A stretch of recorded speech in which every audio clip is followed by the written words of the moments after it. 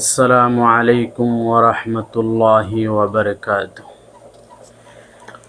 إن الحمد لله والصلاة والسلام على سيد الأنبياء والمرسلين وعلى آله وأصحابه أجمعين.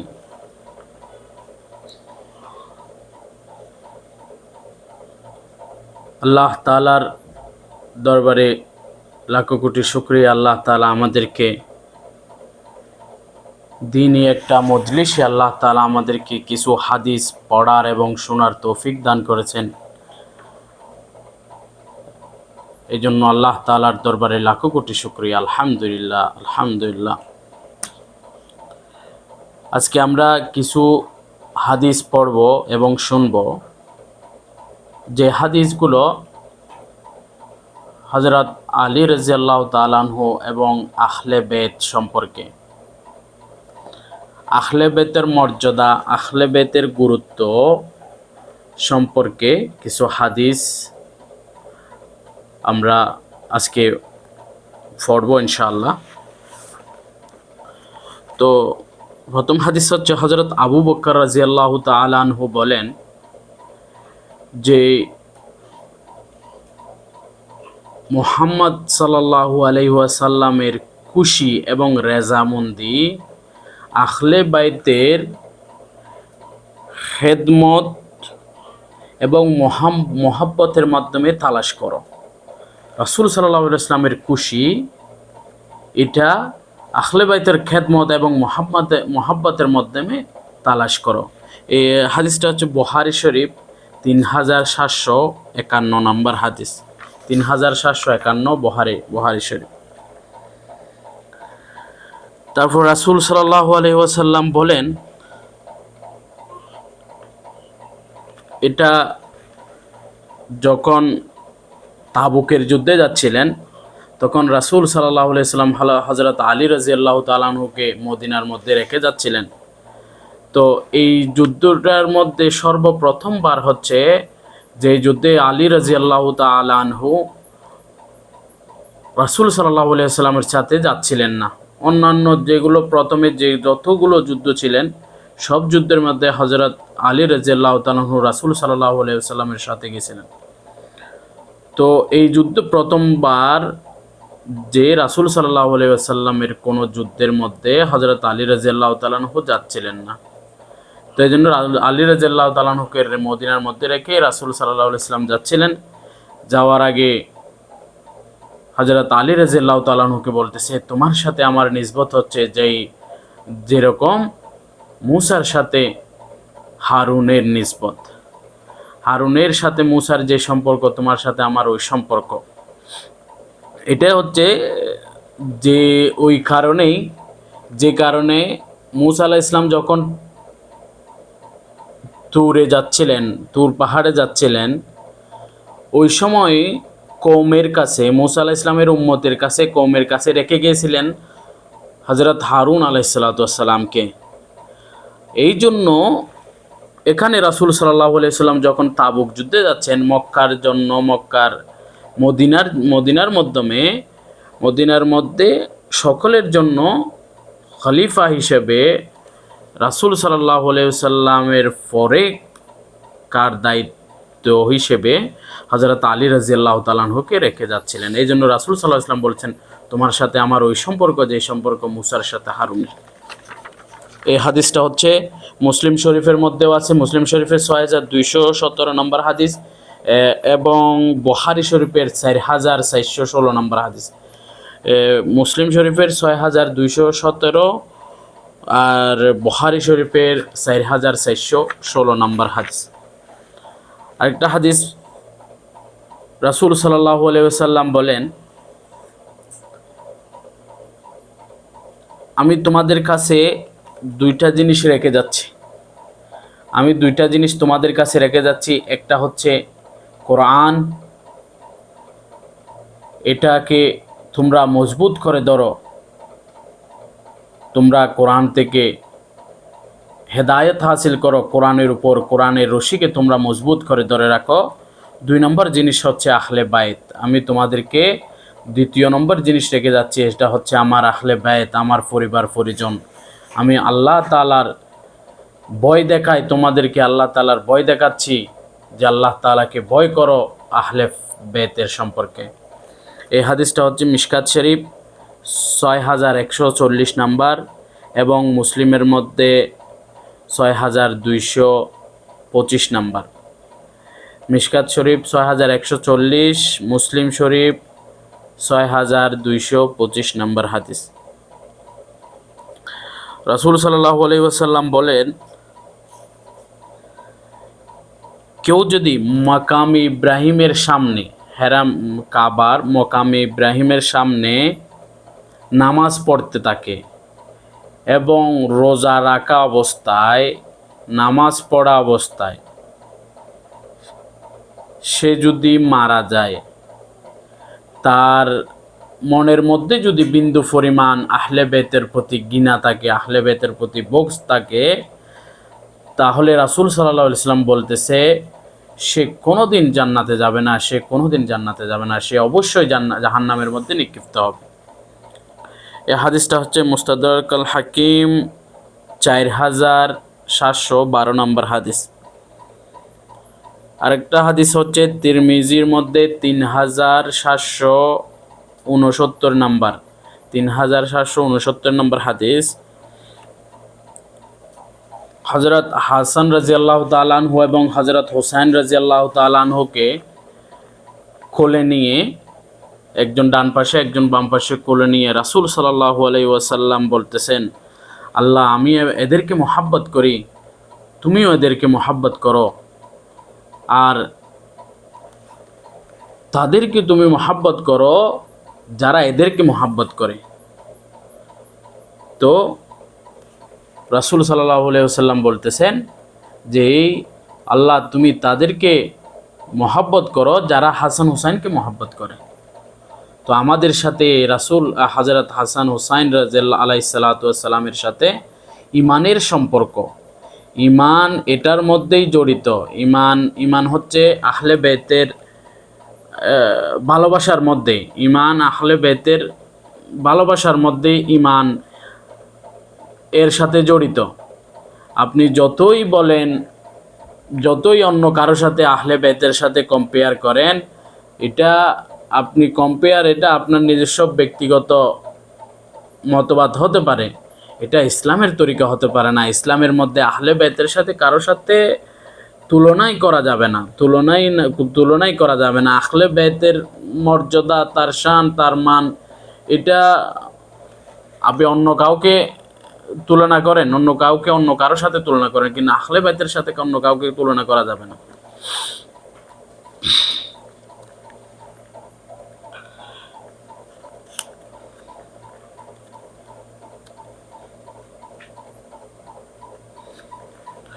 রাসূল সাল্লাল্লাহু আলাইহি ওয়াসাল্লাম অন্য একটা হাদিসে মুসনাদে আহমদ 1206 নম্বর হাদিস, 1206 নম্বর হাদিস মুসনাদে আহমদ, যারা হাসান হুসাইনকে মহব্বত করে তারা আমাকে মহব্বত করে। রাসূল সাল্লাল্লাহু আলাইহি ওয়াসাল্লাম বলছেন যারা হাসান হুসাইনকে মহব্বত করে তারা আমাকে মহব্বত করে, আর যারা এদেরকে ঘৃণা করে তারা আমাকে ঘৃণা করে। যারা হাসান হুসাইন আলাইহিস সালাতু ওয়াস সালামকে মহব্বত করে তারা রাসূল সাল্লাল্লাহু আলাইহি ওয়াসাল্লামকে মহব্বত করে, যারা এদেরকে ঘৃণা করে তারা আমাকে ঘৃণা করে। তো অন্য একটা হাদিসে রাসূল সাল্লাল্লাহু আলাইহি ওয়াসাল্লাম বলতেছেন, মুসলিম শরীফের 240 নম্বর হাদিস, মুসলিম শরীফ 240 নম্বর হাদিস, রাসূল সাল্লাল্লাহু আলাইহি ওয়াসাল্লাম বলছেন আলীকে মুমিন ছাড়া কেউ ভালোবাসবে না, আলীকে মুমিন ছাড়া কেউ ভালোবাসবে না এবং মুনাফিক ছাড়া কেউ ঘৃণা করবে না। আলীকে মুমিন ছাড়া কেউ ভালোবাসবে না এবং মুনাফিক ছাড়া কেউ ঘৃণা করবে না। তো মুমিন এবং মুনাফিকের সাথেও আহলে বাইতের সাথে সম্পর্ক।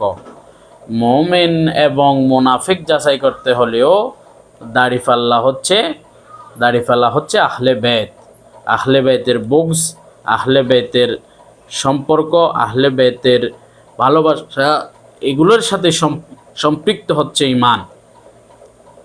আর আরেকটা হাদিসের মধ্যে বুখারী শরীফ 942 নম্বর হাদিস, 2942, এবং মুসলিম শরীফের মধ্যে 6223 নম্বর হাদিস, 6223 মুসলিম শরীফ, আর বুখারী শরীফের মধ্যে 2942 নম্বর হাদিস। যখন খাইবার যুদ্ধে প্রস্তুতি নিচ্ছিলেন, সর্বপ্রথম একবার হযরত আবু বকর রাদিয়াল্লাহু তাআলা আনহুকে পাঠালেন। উনি কামিয়াব না হয়ে ফিরে আসছিলেন। আরেকবার খাইবার যুদ্ধে হযরত ওমর রাদিয়াল্লাহু তাআলা আনহুকে নেতৃত্ব দিয়ে পাঠাইছিলেন, উনিও ফিরে আসছেন। তখন রাসূল সাল্লাল্লাহু আলাইহি সাল্লাম বলতেছেন যে আমি কালকে এমন একজনের হাতে নেতৃত্ব দিব, জান্ডা দিব, যে আল্লাহ এবং আল্লাহর রসুলকে ভালোবাসে। যে আল্লাহ এবং আল্লাহ রসুলকে ভালোবাসে, এটা হচ্ছে আমি আপনি সবাই ভালোবাসতে পারি আল্লাহ রসুলকে, সবাই আল্লাহ এবং আল্লাহ রসুলকে ভালোবাসে, কিন্তু দ্বিতীয় নম্বর যেটা হচ্ছে ওনার ক্রেডিট, দ্বিতীয় নম্বর যেটা হচ্ছে ওটা আর আল্লাহ রসুল সাল্লাল্লাহু আলাইহি ওয়াসাল্লাম বলতেছে আল্লাহ এবং আল্লাহর রসুলও তাকে ভালোবাসে।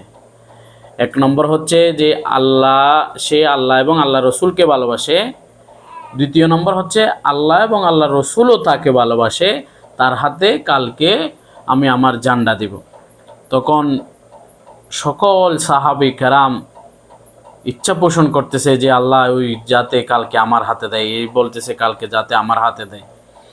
হযরত ওমর রাদিয়াল্লাহু তাআলা আনহু বলতেছে আমি অন্য কোনো কাজে কারো সাথে হিংসা করে নিয়ে, কিন্তু এই কাজের মধ্যে আমার মনে হয়েছিল যাতে কালকে জান্ডাটা আমার হাতে থাকে। তখন রাসূল সাল্লাল্লাহু আলাইহি ওয়াসাল্লাম ওনাকে ডাকা পাঠালেন। ডাকা পাঠানোর পরে কেউ একজন বলল ওনার চোখের মধ্যে একটু ব্যথা। তখন রাসূল সাল্লাল্লাহু আলাইহি ওয়াসাল্লাম আসলেন, এসে রাসূল সাল্লাল্লাহু আলাইহি ওয়াসাল্লাম ওনার চোখের মধ্যে নিজের তুতু মুবারক দিলেন, ওনার চোখের মধ্যে শেফা হয়ে গেল। তারপরে রাসূল সাল্লাল্লাহু আলাইহি ওয়াসাল্লাম ওনাকে বললেন প্রথমে ওখানে যাওয়ার পরে যেই এদেরকে সর্বপ্রথম ইসলামের দাওয়াত দিবে। যদি তোমার কারণে একজনও যদি ইসলাম ধর্ম গ্রহণ করে তাহলে তোমার জন্য এটা সবচেয়ে কল্যাণকর, আর যদি তারা দাওয়াতে কবুল না করে তাহলে তাদের সাথে যুদ্ধ করবে। আরেকটা হাদিস হচ্ছে মিশকাত শরীফ 6140 নম্বর হাদিস, 6140 নম্বর হাদিস। রাসূল সাল্লাল্লাহু আলাইহি ওয়াসাল্লাম গাদির হুনের সময় যখন মক্কা থেকে আসার সময় একটা জায়গার মধ্যে পাড়াও দিয়েছিলেন, একটা জায়গার মধ্যে তাঁবু টেকে বিশ্রামের জন্য। তখন রাসূল সাল্লাল্লাহু আলাইহি ওয়াসাল্লাম সবার উদ্দেশ্যে একটা খুতবা দিয়েছেন। খুতবাটা হচ্ছে রাসূল সাল্লাল্লাহু আলাইহি ওয়াসাল্লাম বলতেছেন, হে লোক সকল, আমি একজন তোমাদের মতোই মানুষ। হতে পারে কিছুদিনের মধ্যে আমার কাছে আল্লাহ তাআলার ফেরেশতা মৃত্যুর খবর নিয়ে আমার সামনে হাজির হয়। হতে পারে আমি তার দাওয়াত কবুল করে নেই, কিন্তু আমি তোমাদের কাছে দুইটা জিনিস রেখে যাচ্ছি। একটা হচ্ছে কি কোরআন, এটাকে মজবুত করে ধরো, কোরআনকে মজবুত করে ধরো। যারা আজকে আমাদেরকে আলেম সমাজ আমাদেরকে দূরে রেখেছে কোরআন থেকে, কোরআন শুধু তেলাওয়াত করার জন্য আল্লাহ পাক রব্বুল আলামিন আমাদের জন্য পাঠায়নি। কোরআন আল্লাহ তাআলা আমাদেরকে নাজিল করেছেন কোরআন বুঝে পড়ার জন্য। পৃথিবীর মধ্যে কোরআন হচ্ছে একটাই কিতাব, যেই কিতাব পৃথিবীর মধ্যে সবচেয়ে বেশি পড়া হয় এবং সবচেয়ে বেশি না বুঝে পড়া কিতাব হচ্ছে কোরআন।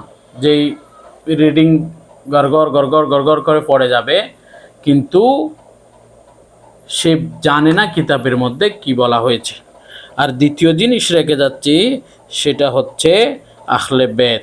এটা মিশকাত শরীফ 6140 নম্বর হাদিস। রাসূল সাল্লাল্লাহু আলাইহি ওয়াসাল্লাম বলছেন আমি তোমাদের কাছে দুইটা জিনিস, তো আমাদের কাছে দুইটা জিনিস যেইগুলো রেখে যাচ্ছে কোরআন এবং আহলে বেত, এই দুইটা জিনিস আমাদেরকে ধরে রাখতে হবে।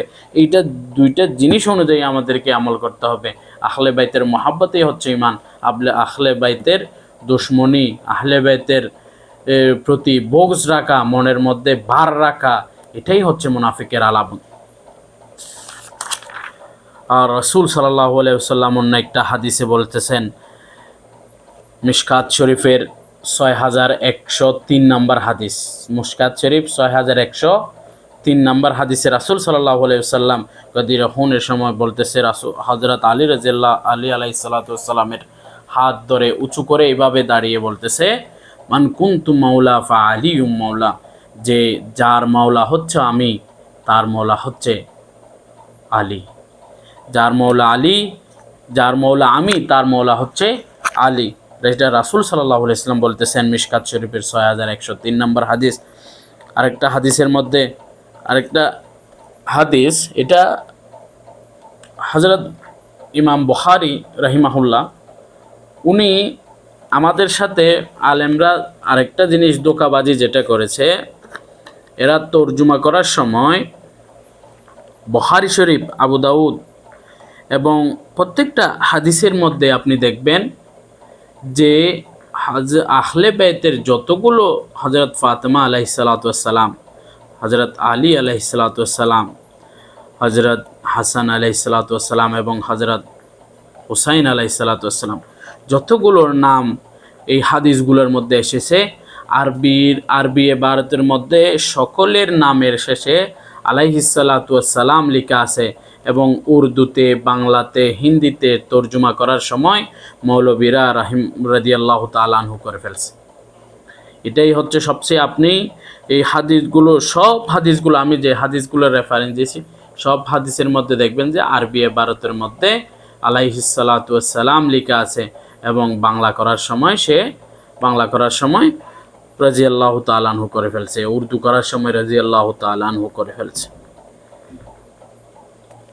তারপরে আপনার আরেকটা হাদিসের মধ্যে রাসূল সাল্লাল্লাহু আলাইহি ওয়াসাল্লাম, বুখারী শরীফ 3767 নম্বর হাদিস, 3767 নম্বর হাদিস, রাসূল সাল্লাল্লাহু আলাইহি ওয়াসাল্লাম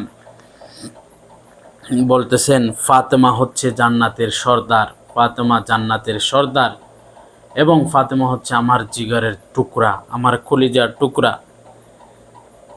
আর যে ব্যক্তি ফাতেমাকে কষ্ট দিয়েছে সে আমাকে কষ্ট দিয়েছে, যে ব্যক্তি ফাতেমাকে কষ্ট দিয়েছে সে আমাকে কষ্ট দিয়েছে।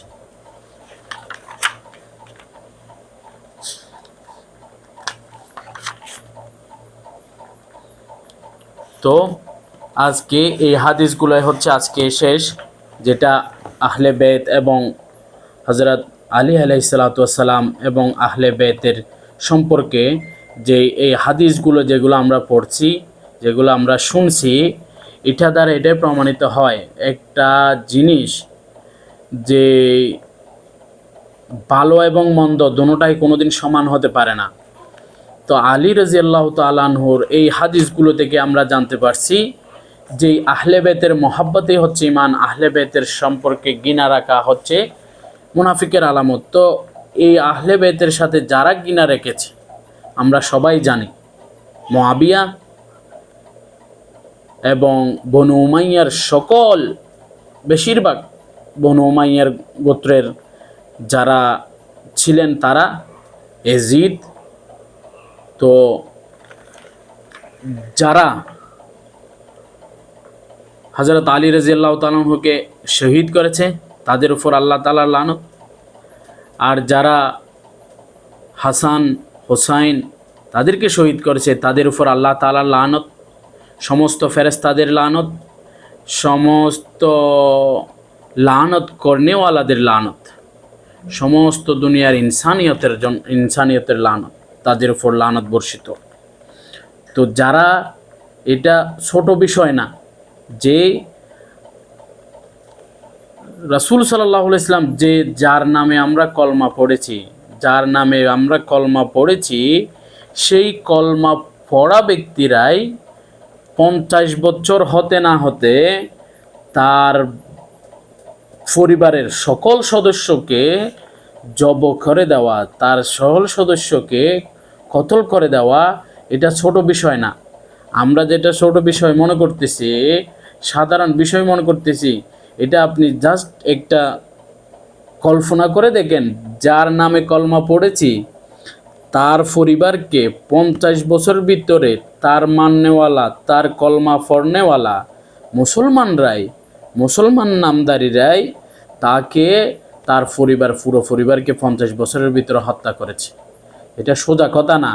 এটা রাসূল সাল্লাল্লাহু আলাইহি ওয়াসাল্লাম হযরত আমির হামজা রাদিয়াল্লাহু তাআলা আনহুকে যেই কতল করেছে, যেই শহীদ করেছে ওয়াসি রাদিয়াল্লাহু তাআলা আনহু, সে ইসলাম ধর্ম গ্রহণ করার পরেও রাসূল সাল্লাল্লাহু আলাইহি ওয়াসাল্লাম বলেছেন যে, ওয়াসি তুমি কি একটা কাজ করতে পারো যে তুমি আমার সামনে আর আসিও না, কারণ আমার চাচাকে তুমি শহীদ করেছো এই জন্য। তো চাচা হচ্ছে এক দেওয়াল দূরে হয়, চাচার চেয়ে মানুষের কাছে সবচেয়ে আপন হয় নিজের মেয়ে, নিজের সন্তান, নিজের পরিবার।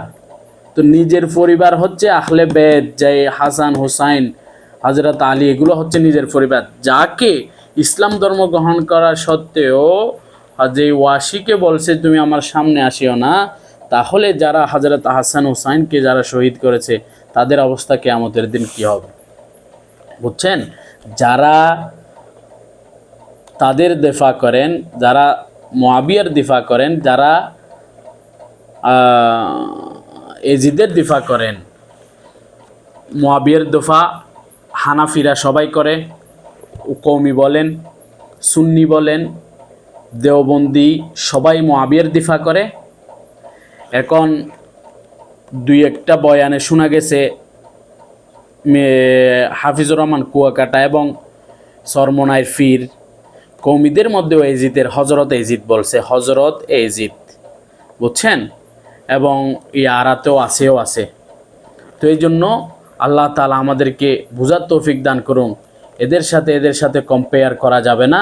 আল্লাহ তাআলা যে হাদিসগুলো আমরা পড়েছি ঈমান আমলের সাথে, এগুলো আমাদেরকে বুঝার তৌফিক দান করুক, ওই অনুযায়ী আমল করার তৌফিক দান করুন। যারা আহলে বাইতকে ভালোবাসবে, যারা কিয়ামতের দিন জান্নাতের সর্দার হচ্ছে হাসান হুসাইন, এজিদ এবং মুআবিয়া না, তো যারা জান্নাতে যাবে তারা তাদেরকে ভালোবাসবে, যারা মুআবিয়া এবং এজিদের সাথে যাবে তারা তাদেরকে ভালোবাসবে। ওয়া আখিরু দাওয়ানা আলহামদুলিল্লাহি রাব্বিল আলামিন, ওয়াসসালাতু ওয়াসসালামু আলা সাইয়্যিদিল আমবিয়া ওয়াল মুরসালিন ওয়া আলা আলিহি ওয়া আসহাবিহি আজমাইন। সুবহান রাব্বিকা রাব্বিল ইজ্জাতি আম্মা ইয়াসিফুন ওয়া সালামুন আলাল মুরসালিন ওয়ালহামদুলিল্লাহি রাব্বিল আলামিন।